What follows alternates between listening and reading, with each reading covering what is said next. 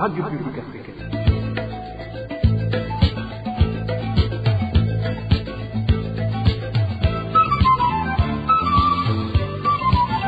Radio Publique Africaine.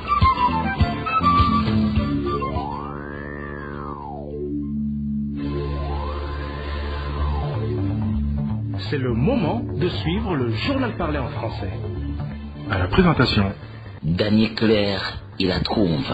Bonsoir mesdames et messieurs, bienvenue à ce journal dont voici d'abord les grands titres. Le Burundi vient de remporter sa deuxième victoire contre le Tchad par un score fleuve de 4-0. Dans un match retour qui s'est déroulé au stade Intwari de Bujumbura, les Hirondelles ont renouvelé leur performance comme à l'aller et se qualifient par la phase des groupes des éliminatoires de la CAN 2027. La Tanzanie poursuit sa politique de harcèlement contre les Burundais réfugiés sur son sol. Ce mardi matin, certains réfugiés ont été violentés et leurs maisons incendiées. Et pour la première fois, Zanzibar a officiellement reconnu avoir opté pour ce forcing afin de contraindre ces réfugiés à se rapatrier. Les commerçants du marché de Javé saluent les mesures leur permettant de travailler jusqu'à 21h. Ils déplorent néanmoins que ces décisions louables soient applicables actuellement, c'est-à-dire sans moyen de déplacement, faute de carburant et sans courant électrique. C'est tout pour le sommaire. Dans quelques poussières de secondes, le développement de ces titres. Bonsoir. Ouvrons ce journal par la page réfugiés où le responsable du département chargé des réfugiés au sein du gouvernement tanzanien a finalement reconnu que les réfugiés burundais sont soumis à des conditions de vie particulièrement difficiles dans le but de les contraindre à regagner leur pays d'origine. Il s'est exprimé à ce sujet ce lundi à l'occasion d'une visite effectuée dans le camp de réfugiés d'Onduta. Et 24 heures après son discours, les persécutions ont repris de plus belle avec l'incendie des maisonnettes de ces réfugiés ainsi que d'autres violences physiques. Balthazar Miburo nous en dit plus. Les réfugiés burundais du camp d'Onduta expriment une vive inquiétude face aux propos jugés menaçants de certains responsables du gouvernement tanzanien. Soudi Mwakibasi, responsable du département en charge des réfugiés au sein de l'État tanzanien, a indiqué que tous les moyens sont mobilisés afin d'encourager, voire contraindre les réfugiés burundais à regagner leur pays d'origine. Ils exprimaient ce lundi lors d'une visite au camp d'Onduta.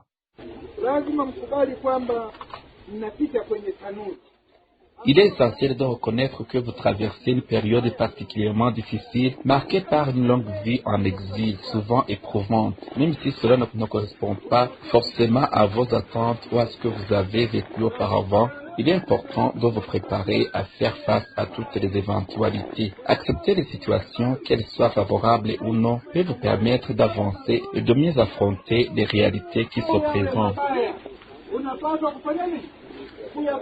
Des opérations similaires auraient également été menées dans d'autres zones du camp. Des individus auraient fait une émission dans des habitations pour interpeller des occupants. Selon des témoignages, ces interventions sont effectuées par des agents circulant au bord de véhicules non identifiés, rendant difficile toute reconnaissance. Tout ce mardi matin, des témoins apportent que des agents de sécurité ont mené des opérations dans le camp, procédant à des incursions dans les habitations, incendiant des maisons ainsi que les biens appartenant aux réfugiés.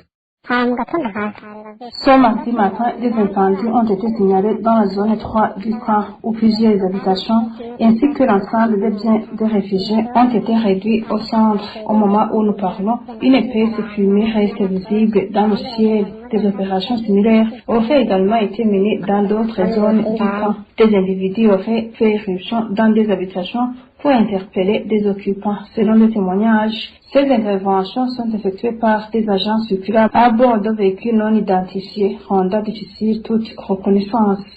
Les réfugiés burundais contestent par ailleurs les déclarations des autorités tanzaniennes affirmant d'être à leur écoute.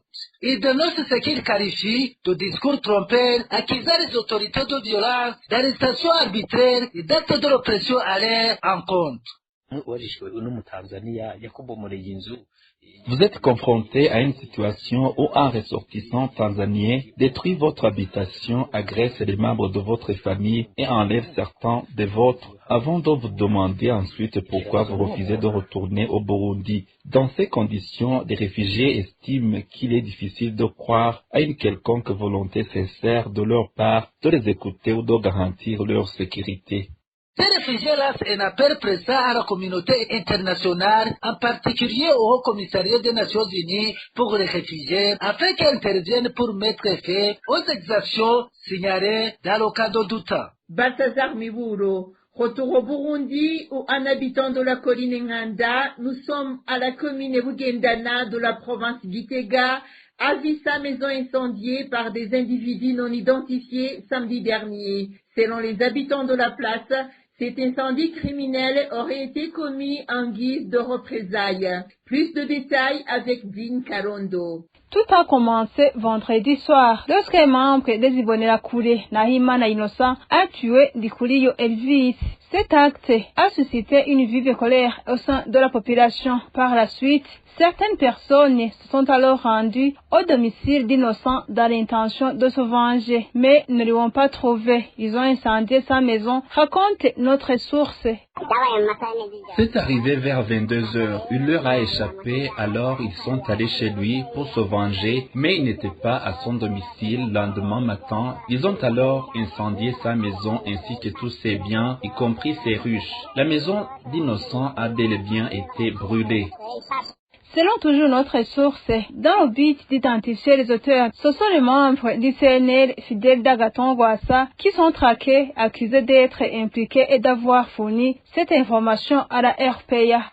Le groupe qui a incendié cette maison n'est pas encore identifié. C'est pourquoi cela est en train d'avoir de mauvaises répercussions et cela est attribué à un seul groupe, celui du CNL, fidèle d'Agathon Rwasa. Ils ont également fouillé leur téléphone pour chercher la personne qui a donné des informations à la radio publique africaine. Les habitants d'Onganda appellent le gouvernement ainsi que le parti au pouvoir à prendre des mesures urgentes pour recadrer les Imbonerakure. Ces Imbonerakure qui continuent d'être protégés par l'État, si ce dernier ne les recadre pas, ils continueront de commettre des crimes. Il n'est pas le dernier à commettre des actes graves, même d'autres vont suivre. Demandons au gouvernement et au parti au pouvoir de remettre ces Imbonerakure dans le droit chemin, car leurs actes peuvent aussi nuire à leurs propres proches. L'injustice qu'ils commettent a déjà des conséquences même sur leur famille. Personne ne sait jusqu'où cela peut aller, d'autant plus qu'aucune autorité ne s'est rendue sur place pour assurer la population ou soutenir la famille touchée. Jusqu'à présent, 2 personnes soupçonnées de faire partie de ce groupe qui a incendié la maison ont été interpellées dans le cadre d'une enquête. Merci à toi, Dean Karondo. Des crépitements d'armes à feu et des détonations ont été entendus dans la ville de Bujumbura vers 18h30 de ce mardi, ce qui a beaucoup inquiété les habitants qui appréhendaient une probable attaque. Mais les autorités ont vite fait de tranquilliser la population. Pour clarifier la situation, le général de brigade Gaspard Balatuzza a fait savoir que ces explosions provenaient d'un dépôt de munitions de la base militaire de Bujumbura qui a connu un incendie. Une information confirmée par le ministère de l'Intérieur et de la Sécurité publique qui a appelé au calme afin d'éviter toute perte en vie humaine. Et puis les dirigeants du pays et tous ceux qui ont des responsabilités de réveiller à ne pas se conduire comme Pilate en agissant arbitrairement envers leurs subordonnés. Message prononcé par l'archevêque du diocèse de Bujumbura, Gervais Manchimiwusa, lors de la messe de célébration de la fête des Rameaux qui a eu lieu ce dimanche dernier à la cathédrale Regina Mundi. L'archevêque Manchimiwusa n'a pas oublié d'interpeller tous les chrétiens présents dans cette messe de ne pas agir comme Judas qui a été caractérisé par la trahison, car selon lui, tout cela engendre des conséquences très néfastes dans la vie de celui qui commet ce péché et même sur sa descendance. Suivez-le. Kuri uyu munsi rero mu gukengurukira umukama wacu yemeye kudupfira ngo aducungure À ce jour où nous remercions notre Seigneur qui a accepté de mourir à notre place pour notre rédemption, venons demander à Dieu de nous accorder la grâce de délaisser le mal, surtout celui de la lâcheté de Pilate qui a connu la vérité mais qui n'a pas voulu l'appliquer pour ses propres intérêts et des siens. Toi qui as des responsabilités dans le pays ou ailleurs, si tu oses prendre des mesures contraires à la vérité, à la justice, à la liberté d'autrui et à l'amour, sache que l'on va parler de toi comme Pilate. Il aurait pu utiliser son pouvoir pour devenir un héros, pour rendre justice aux innocents. Mais au contraire, il est devenu l'exemple typique de celui qui a rendu un jugement inéquitable. À part que tu t'attires des ennuis, tu es aussi en train de laisser un mauvais héritage à ta descendance. Demande-toi aussi la grâce de ne pas être comme Judas qui a trahi le Seigneur après être devenu son ami en le vendant. Le péché de trahir Dieu, nos amis, nos voisins, nos collègues ou bien nos confrères dans la politique, c'est une grave transgression. À part que cela engendre de très mauvaises conséquences dans la société et dans le péché, et dans le pays, celui qui commet ce péché a une fin tragique comme celle de Judas. Se suicider peut aussi signifier se sentir mal tout le temps à l'intérieur de soi à cause de ton péché. Même si tu peux tirer des gants dans ton mal, ces gants ne peuvent pas faire disparaître la mauvaise conscience qui te poignarde à l'intérieur. Demande aussi la grâce de ne pas être des personnes qui n'ont pas de position stable dans la foi, comme cette foule qui criait auparavant que Jésus est le Seigneur, mais qui part après crier qu'il soit pendu. Nous te prions, Seigneur Jésus, par ton sacrifice à la croix, que Dieu nous épargne de faire du mal aux autres.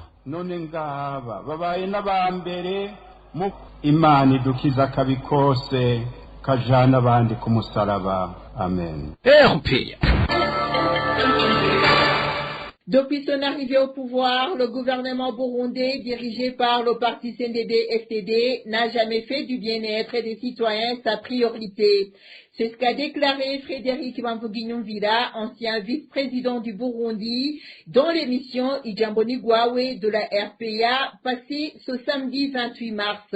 Selon Frédéric Bamvuginyumvira, les responsables qui l'ont formé se sont juste contentés de satisfaire leurs propres besoins et de détourner l'argent public. Suivez-le. L'objectif du gouvernement, vous le savez, est d'écarter le peuple de tous les côtés afin qu'il n'ait plus à lutter. Ceux qui dirigent le gouvernement aujourd'hui considèrent le peuple comme inexistant. Ils ont écarté le peuple qu'ils qualifient d'Abanyagihugu et placé les prétendus Abenegihugu au premier plan, prétendant qu'ils méritent les richesses du pays. Le deuxième objectif est de réduire les capacités des citoyens à subvenir à leurs besoins. C'est ce qui provoque l'incendie des marchés. C'est ce qui conduit à priver les citoyens d'engrais chimiques, les empêchant ainsi de cultiver la terre et de récolter. De toute façon, ceux qui ne cultivent pas la terre meurent. Le gouvernement cherche donc à éliminer secrètement les citoyens d'une autre manière. Le fait de priver une personne d'engrais chimiques et de l'empêcher de cultiver la terre la condamne à la mort. Le troisième objectif est de permettre aux dirigeants de s'enrichir de façon extravagante, tandis que le reste de la population souffre de la faim. Nous entrons dans un processus d'exploitation de l'homme par l'homme. Les porte-paroles des ministères sont des véritables menteurs, car ils ne donnent aucune réponse. Autrement dit, le gouvernement se cache derrière les porte-paroles pour éviter d'affronter les problèmes du pays. Tout ce que disent les porte-paroles n'est que mensonge. Dans notre journal de demain, nous vous présenterons comment le gouvernement burundais, dirigé par le CNDD-FDD, se livre à des vols organisés dans divers secteurs du pays. En parlant justement de vol organisé, le désespoir grandit parmi les agriculteurs de la commune Ngodi, province Boutanyelela, qui attendent désespérément leur engrais. Très récemment, les responsables de la dite commune leur ont ordonné de payer rapidement, leur promettant une livraison imminente qui ne leur toujours pas parvenue. C'est au moment où la majorité d'entre eux réclament toujours des arriérés d'engrais. Walter Quizera pour plus de détails. Les arnaques et les promesses non tenues sèment le désespoir parmi les agriculteurs de la commune d'Ongodi. Certains, interrogés par la RPA, ont déclaré que la semaine dernière, on leur avait demandé de payer en leur promettant une livraison rapide d'engrais, mais que celui-ci s'était finalement retrouvé bloqué selon l'un d'eux. Très récemment, le gouvernement est venu nous mentir et nous a incités à nous inscrire sur nos collines. Nous nous sommes inscrits représentés par le chef de colline, le secrétaire du parti CNDD-FCD sur notre colline et l'agronome. C'est l'agronome de zone qui nous a enregistrés. Lors de l'inscription, ils ont collecté de l'argent et nous ont promis d'engrais chimiques. Mais certains d'entre nous attendaient depuis 1 ou 2 ans sans avoir reçu d'engrais. Au moment de la distribution, très peu de personnes ont reçu l'engrais chimique, même parmi ceux qui attendaient depuis des années. Nous avons alors compris que l'argent que nous avions récemment versé servait à acheter cet engrais. Aucun de ceux qui avaient payé récemment ne l'a reçu et nous ignorons si nous le recevrons un jour. De plus, ce désespoir des agriculteurs se retrouve dans presque toute la province d'Obutanyerera. Ils sont surpris de ne pas pouvoir s'en procurer alors que les commerçants y parviennent. Presque toutes les communes n'ont pas encore reçu d'engrais chimiques. Par exemple, dans la commune d'Ongodi, qui comprend Nivo, Mubuga, Mugomera, Gahombo, Gashikanwa et d'autres zones, les agriculteurs n'en parlent qu'en larmes. Malheureusement, nous manquons d'engrais, mais les commerçants en ont. 1 kilogramme coûte 4000 francs burundais, alors que seul l'engrais appelé Imbura est disponible. Celui appelé Totahaza est totalement introuvable. En l'état actuel des choses, ces agriculteurs estiment que toutes les décisions prises par le gouvernement et le ministère de l'Agriculture concernant la question des engrais ne leur ont pas été utiles. Ils font semblant de changer les choses, mais ça ne marche plus car leurs actions ne sont que des paroles en l'air. Sur le terrain, on ne voit rien. On constate que ce que disent les autorités n'a aucun lien avec la réalité.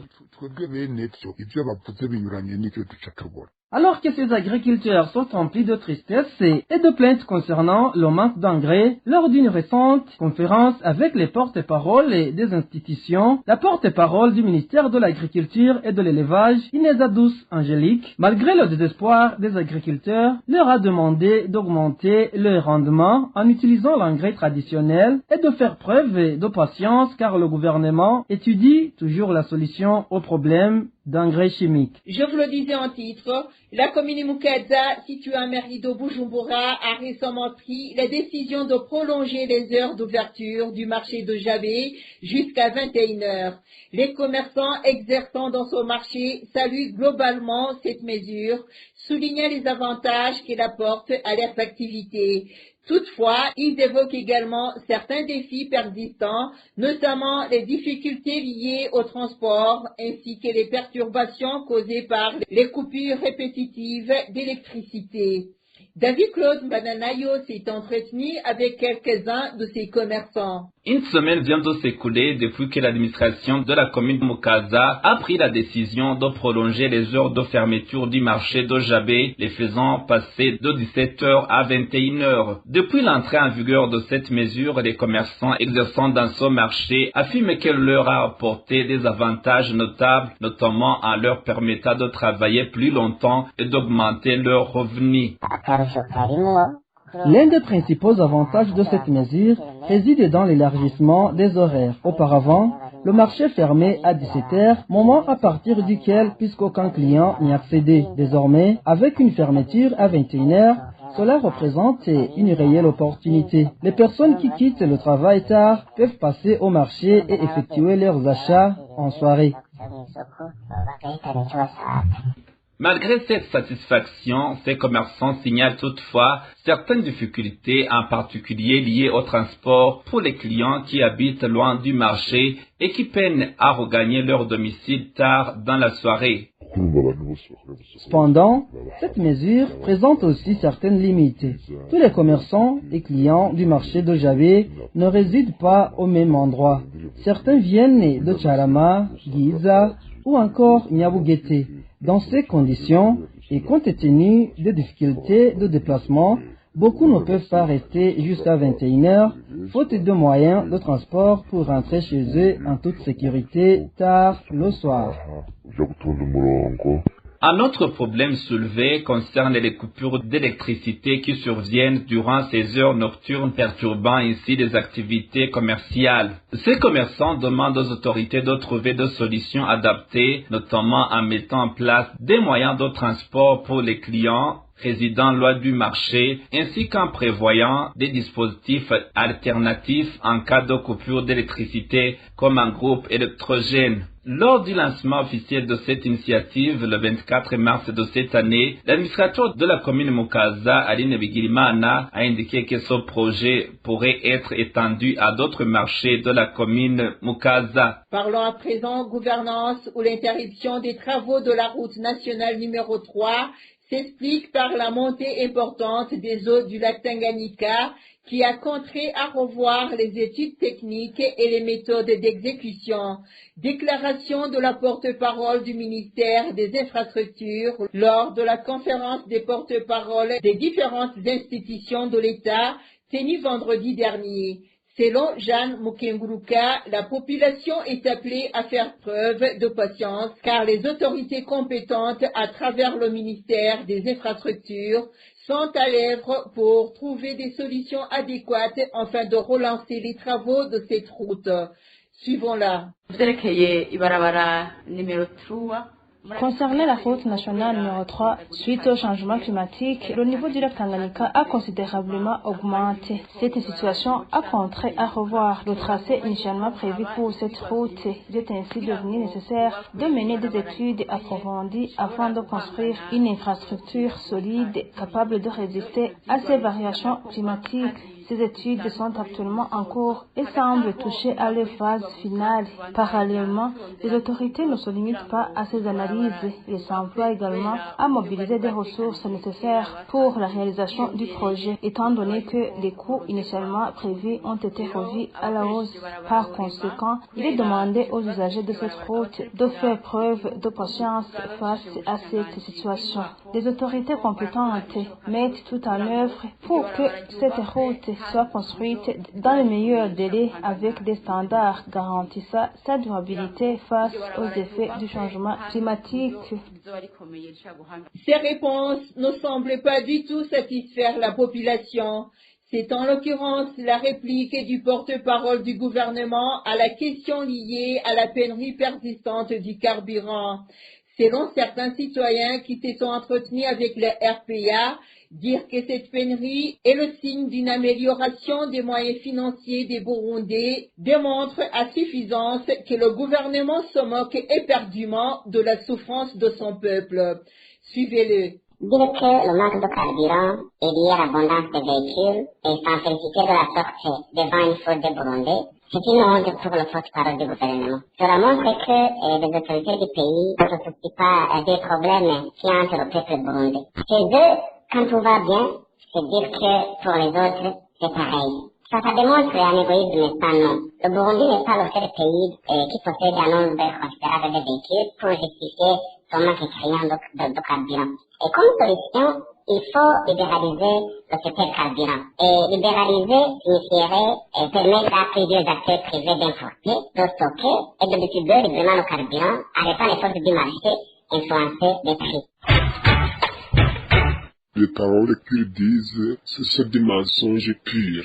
Tout simplement, ce sont ces personnes, les hauts gradés, qui en profitent grâce à la vente de ce carburant. Alors qu'il nous est difficile de nous déplacer, raison pour laquelle même les objets nécessaires dans la vie de tous les jours sont très chers, alors que la population n'a pas de possibilité à acheter ce dont ils ont besoin.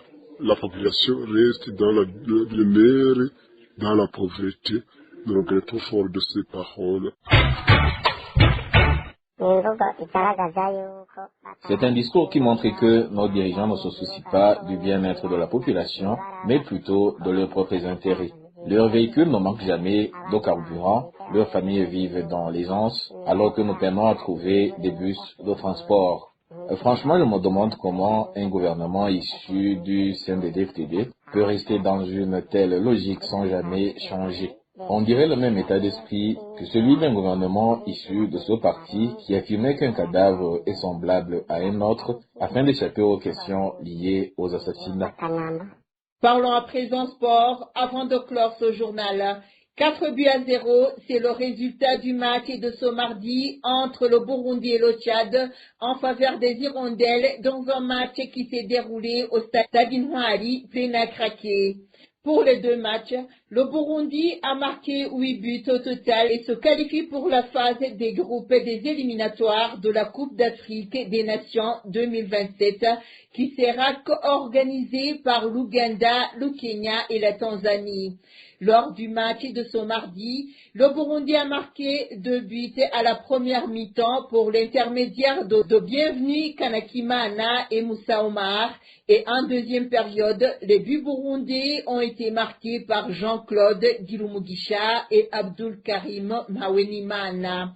Avec cette qualification, le plus dur va commencer. Le Burundi va en effet jouer des matchs de haut niveau avec des équipes plus fortes que le Tchad, avec l'objectif de participer encore une fois à la CAN après celle de 2019.